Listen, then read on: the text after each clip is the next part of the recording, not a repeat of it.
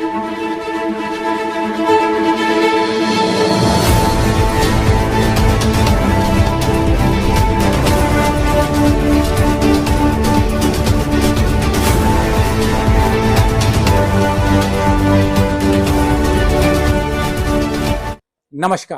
मैं Rajesh Dandriyal, editor in chief news India वार्ता। आज हम बात करेंगे दुनिया की उस बड़ी राजनीतिक और आर्थिक हलचल की जिस पर पूरी दुनिया की नजरें टिकी हुई थी। बीजिंग में चीन के राष्ट्रपति शी जिनपिंग और अमेरिका के राष्ट्रपति डोनाल्ड ट्रंप के बीच हुई बातचीत में वैश्विक राजनीति में एक नई चर्चा शुरू कर दी है। राष्ट्रपति डोनाल्ड ट्रंप की यह बीजिंग आधिकारिक यात्रा 13 से 15 मई तक थी और अब राष्ट्रपति डोनाल्ड ट्रंप वापस अमेरिका पहुंच चुके हैं।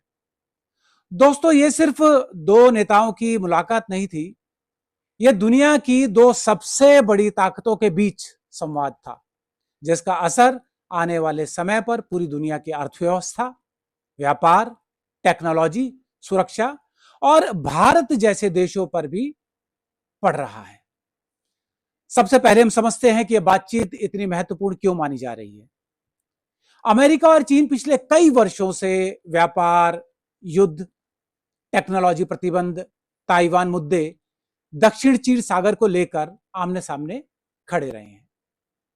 अपने पिछले कार्यकाल में जब डोनाल्ड ट्रंप अमेरिका के राष्ट्रपति थे, तब उन्होंने चीन पर भारी टैरिफ लगाए थे और खुलकर कहा था कि चीन अमेरिका की अर्थव्यवस्था के लिए सबसे बड़ी चुनौती बन रहा है।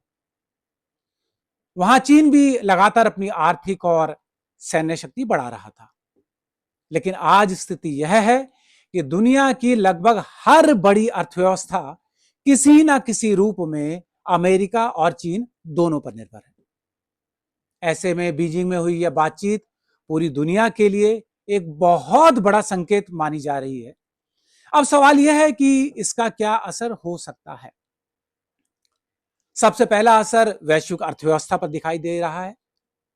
यदि अमेरिका और चीन के बीच तनाव कम होता है तो दुनिया के शेयर बाजारों में स्थिरता आ सकती है।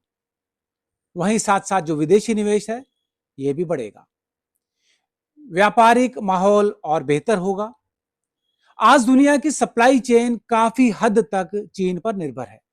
Mobile phone, laptop, electronic chips, medical उपकरण और कई जरूरी उत्पाद चीन से पूरी दुनिया में जाते हैं। यदि दोनों देशों के रिश्ते सुधरते हैं तो उत्पादन और सप्लाई में स्थिरता आ सकती है, जिससे महंगाई कम होने में मदद मिलेगी। लेकिन यदि बातचीत के बाद भी तनाव बना रहता है तो दुनिया में आर्थिक स्थिरता और ज्यादा खराब हो सकती है। कई देशों में महंगाई पे इस पर असर पड़ेगा और वहां पे महंगाई बढ़ेगी। तेल और इलेक्ट्रॉनिक सामान और भी ज्यादा महंगे हो सकते हैं। तो अब बात करते हैं टेक्नोलॉजी की। आज अमेरिका और चीन के बीच सबसे बड़ी लड़ाई टेक्नोलॉजी को लेकर है। अमेरिका नहीं चाहता कि चीन दुनिया की सबसे बड़ी टेक्नोलॉजी ताकत बने, जबकि चीन आर्टिफिशियल इंटेलिजेंस, सेमीकंडक्टर और 5G तकनीक में तेजी से आगे बढ़ रहा है। यदि दोनों देशों के बीच कोई समझौता होता तो टेक कंपनियों को राहत मिल सकती है। लेकिन यदि तनाव बढ़ता है तो दुनिया की दो अलग अलग टेक्नोलॉजी ब्लॉक हो जाएंगे और दुनिया उनमें बंट जाएगी। अब सबसे अहम बात है कि भारत पर इसका क्या असर पड़ेगा। भारत इस समय दुनिया की सबसे तेजी से उभरती हुई अर्थव्यवस्था में से एक है। अमेरिका भारत को इंडो पैसिफिक क्षेत्र में एक मजबूत रणनीतिक साझेदार मानता है। यदि अमेरिका और चीन के रिश्ते खराब रहते हैं तो कई विदेशी कंपनियां चीन से निकलकर भारत की ओर आ सकती हैं।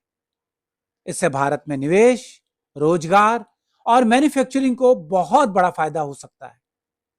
लेकिन इस वार्ता के बाद, इस शिखर वार्ता के बाद यदि दोनों देशों के बीच रिश्ते सामान्य हो जाते हैं तो भारत के लिए प्रतिस्पर्धा बढ़ सकती है, क्योंकि जो कंपनियां चीन को छोड़ने की सोच रही हैं वो वापस चीन में निवेश बढ़ा सकती हैं।